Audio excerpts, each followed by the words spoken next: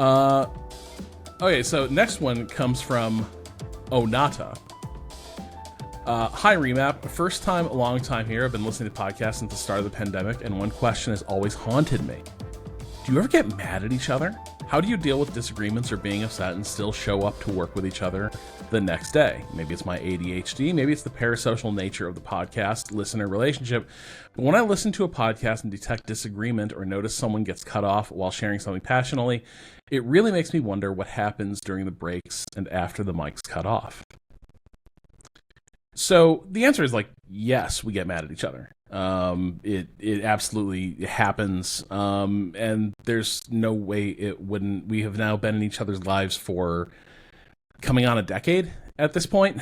And let me tell you, a thing that will generate stress and irritation is deadlines and live production. Like those two things, that is the squeeze. And we also have different temper thresholds. So I'm a little bit more level until I'm not. Cado is, and I think this is one of the key things to making it work. Cado is extremely level, and sort of unflapped, during more high stress moments. So we have different ways of handling frustration and stress. But the funny thing is, what Anata's getting at here, for me, as far as on the air stuff, yeah, that doesn't register at all. And I think that's the weird thing is people, if you're listening to the podcast and you're you think you're picking up things about the relationships that keenly through what you're hearing in the on-air product, right? You're not. That is actually not a window into backstage. That's at least my view. Yeah, I was gonna say it feels like if anything, any of that is probably a bit. It's probably a bit. I think most of the stuff that's on air,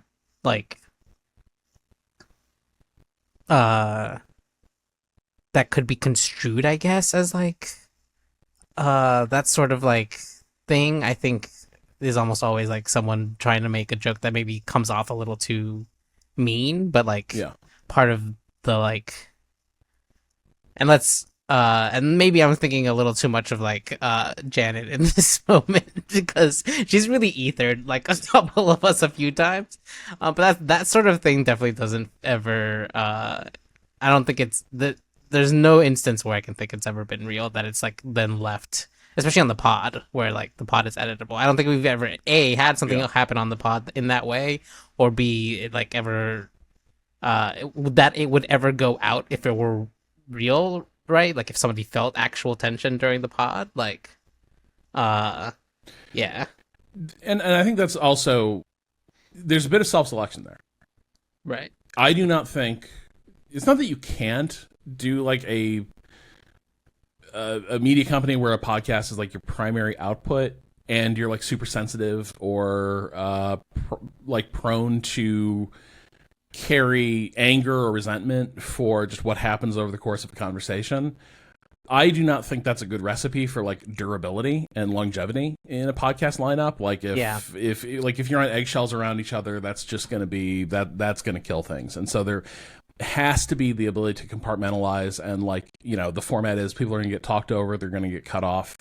But if it is consistently a thing where you are carrying anger, resentment out of recording sessions, that is going to be that's just not healthy. That's a thing that's going to have to. That's a dynamic that will have to change. And if you can't change that dynamic, then it turns into one of those things where the contribution has to happen in other ways. At a media company, that this is not this format or this roster of people is not going to be super workable, because think how many hours of content we record and all the opportunities there are to step on toes and such. If every single one of those contributes to a feeling of distress or frustration or anger, that's not going to be a great dynamic for anybody. So I think, it self-selects a little bit for people who are going to be able to have those aspects of like collaborative friction just roll off their back, water off a duck's back.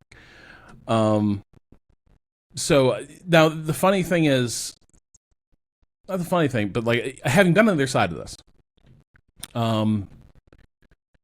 I remember for years and years, like I listened to Giant Bomb for a number of years. I listened to it less as I got busier and couldn't afford as much time. But like during the Ryan Davis, Jeff Gersman, Vinny Caravella, and then Patrick all being there, Brad listened to that show religiously, and it was like absolutely adored listening to it. And it never, like, having heard that product, I also once naively was like, well, Patrick, that had to just be so much fun. Like, working at Giant Bomb seems like the dream job. Like, I don't know how you ever could have left, because it just seemed like the perfect dynamic. Like, it'd be like leaving all your best friends. And Patrick like corrected me and was like, it was a job in a workplace like any other, right? And it did have those stressors and like tensions. And it kind of shocked me, because listening to the show, I never picked up any of that. And I listened to it a lot.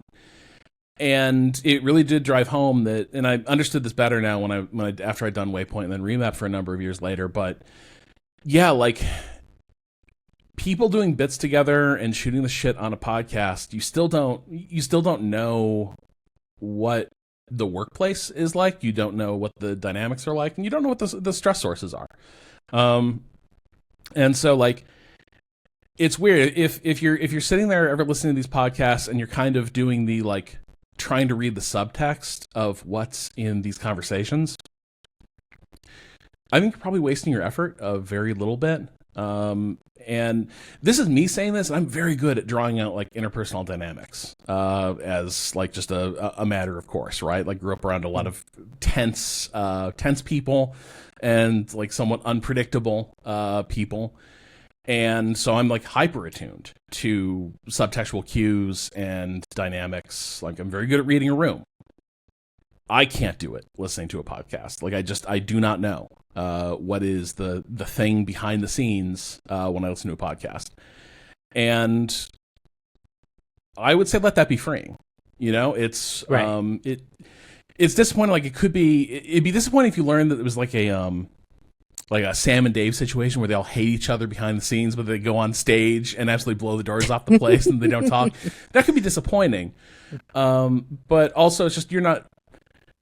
Enjoy the show, enjoy the product, and don't get anxious about like the stuff you hear on the show, because that's not the stuff that's going to break the band up.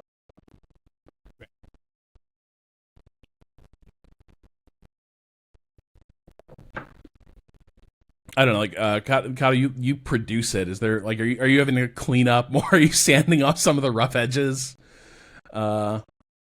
No, I don't think so. Yeah. I mean, I think sometimes there's like, here's the big thing too, is that oftentimes, there will be, things like latency, because we record all of these, right? None of these, we don't record any of these in person, right? They're all except for like that PAX one that we did recently. It's remote. It's through video chats, and they all introduce, and we're also all across.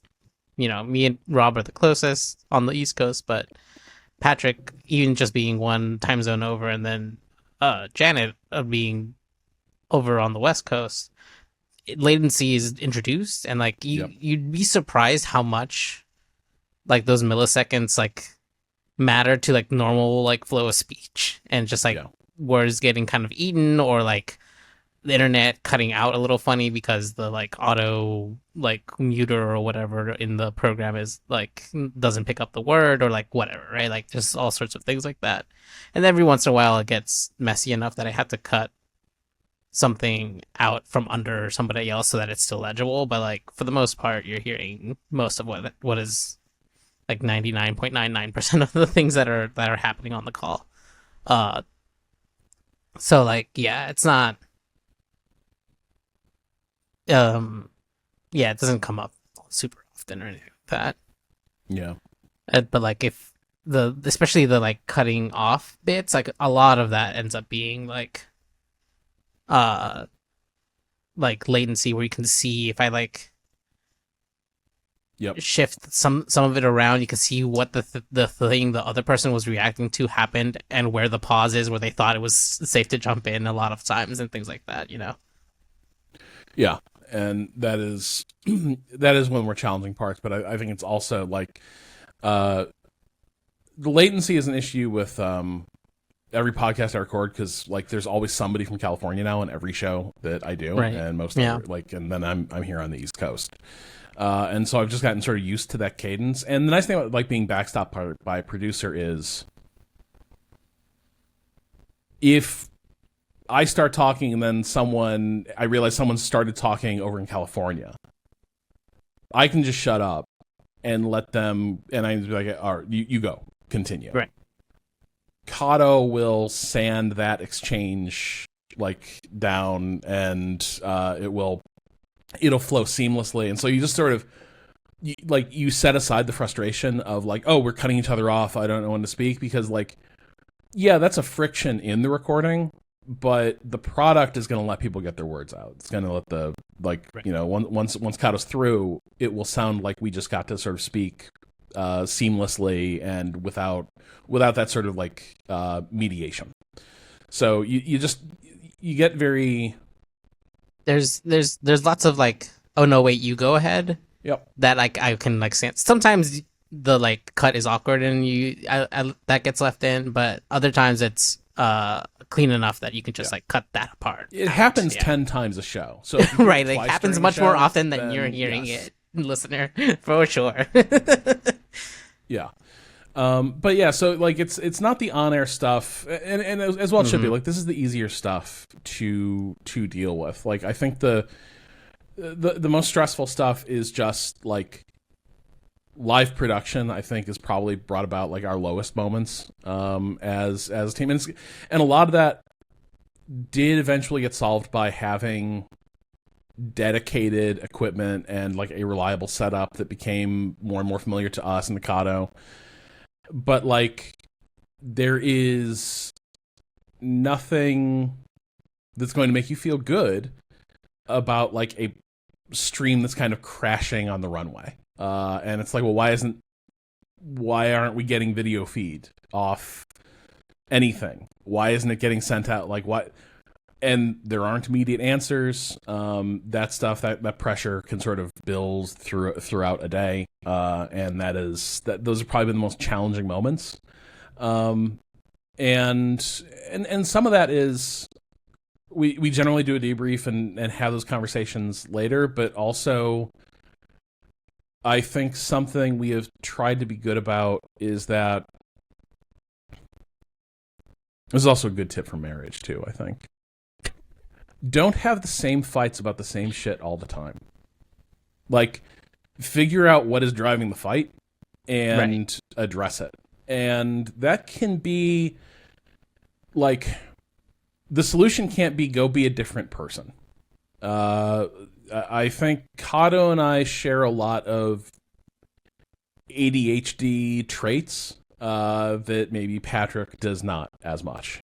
And there are lapses that I will make or that Cado will make that like are kind of baffling to Patrick, but make all the sense in the world to me. Like Cado and I have somewhat similar patterns of fucking up. And beyond that, also similar patterns of like, oh, sorry, I hyper-focused on this thing and ignored a ton of other stuff that was happening. And anything that involves like, hey, Cado and Rob, could you just like not do that and be different people than you've been throughout your life? And by the way, I used to think like I will simply be a better person than I've ever been in my life and have more discipline and awareness. But that's not a durable solution. So you can't do that. So you're gonna have to figure out like, okay, here are the ways that we tend to err. Let's work within those limitations. And the same thing goes with when we're talking about, like, for instance, streams or setup stuff. Okay, So we struggle mightily to stay live with the stream. Why? And if the answer is like, oh, it's because like there's a series of hugely expensive for us at the time pieces of hardware we need that would make this a lot easier, and we're jury rigging around it, but it's prone to like falling over really catastrophically. You have to spend that money and address the problem and have a more like rugged solution, because otherwise you're still gonna. There were some things that like there was no world in which we were going to have a reliable streaming setup with some of the equipment we had. It was always going to be sort of cobbled together. It was always going to be fragile. It was always going to break in some heretofore unknown way. And the solution to that couldn't be have an angry debrief on Tuesday morning. How the fuck did this happen again? The solution eventually had to be like, all right, what failed here? Can we subtract it from the equation? Yeah, that was there's a lot back in the Vice time of just like it would also be this thing where like the like the resources kept getting shifted too. Yes.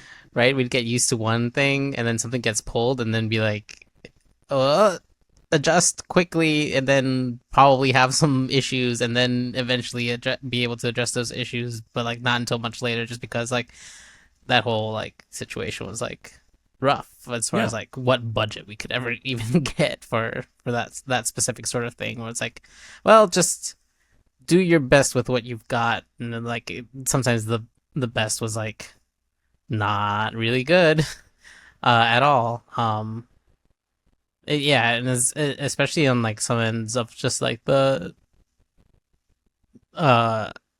number of hands we would get from outside of our like specific team would change, and at times too. It was chaotic over there. And there was also a bit of, there was a point at which one way or another it had to be Cado commanding the equipment and the signal flow and all that. Like any sort of like build the setup by committee thing was not working. And in part that was just because a lot of times we had a lot of people who were like learning on the job and were sort of amateur to sort of pro-am about some of the stuff, and it was causing issues where people would have different approaches to fixing things, but then you would have like so when we go, for instance, 24-hour streams with the old save point model, Cado might come in the morning and the setup is different because a problem cropped up overnight and someone dived in and started fixing it, but they fixed it in a different way than Cado would have, or they misdiagnosed it, but they got it to stand up. Right. But now it was broken in a slightly different way. And it eventually sort of just had to go to a model where it was like Cado worked with some folks at Vice, like, here's the hardware we're using. Here's the setup. This stuff is just like, if we use these components every time Cado puts it together, it's going to work. And if anything changes, Cado needs to be one to make those changes and needs to know what changed. And anything beyond that was just not going to be workable. Yeah, it was the like model of like Vice's sort of like production back end stuff tended to be the one such that was like anything could be taken at any moment. Oh my god! I remember it was like one of our last things at Vice where we realized our setup had been looted. Yeah, not super badly, but people picked out components that they needed for other stuff, and just run off with it. And it was like one of those things where the company as an entity was like, well, it's all within Vice, right? Like maybe you can go chase it down again or whatever the fuck. But like the point was that it was ultimately like a thing where a piece of equipment couldn't sit like unused, even if it was something that in being moved kind of change the parameters of its use, right? Like things that would just like it would be better if this could just stay set up. Even if it's Vice's like usage, they didn't Yeah. see it that way. no, It's like, no, wait, that key load bearing part of your setup, if it's not being used, it's being wasted. And it's Yeah. like, but if we have to reinstall it every time, that's there's like, so much extra Yeah. time to just like fucking get it back into working order. And it's just like one of those things where the timing was always like very funny. It's just like, oh, it was like it was a small gap by like our standards, but it was a long enough gap that somebody came looking, you know. Yep. Yeah, Vice was wild. It's astonishing how much I am spared Chia's trips to storage units in Brooklyn and drives across New York to go get the studio stuff. Chia's a fucking trooper every time we do one of those things. But the on-set experience is vastly better, despite the fact that ostensibly, like at Vice, you had a headquarters and such that had all these resources, but it was kind of fake. Yeah. Having an actual studio space with your equipment that is yours, and then you've rented is sort of guaranteed, and that's yours too, and the studio space is guaranteeing it's going to be working. That has been so much better and so much more hassle-free, and it really just drives home like how much of the way Vice operated was like what I'd call like stupid lean or like dumbass agile. Where everyone just needs to be like super entrepreneurial and just kind of get in there and mess with stuff. That's so wasteful. Yeah. No, and I was like super used to it out of grad school of just like, well, time to smash these two things together with duct tape and make it work somehow. But it ended up never being stable enough for like long-term usage. It was just like, well, I got it to work this time. We'll run it until it breaks. Grad school is a very good analogy for the experience device, because it's like you need to do a thing, and there's equipment that exists to do this exact thing at 100% reliability rate. You may not have that equipment. You're not allowed. You can cobble together a thing that's going to have a failure probability of 1, basically. And it's going to require a massive amount of cobbling together to get it to do its thing at all for a time. So, that's stuff that we've tried to work at. You try to not have the same fights again and again. You try not to have the same disagreements.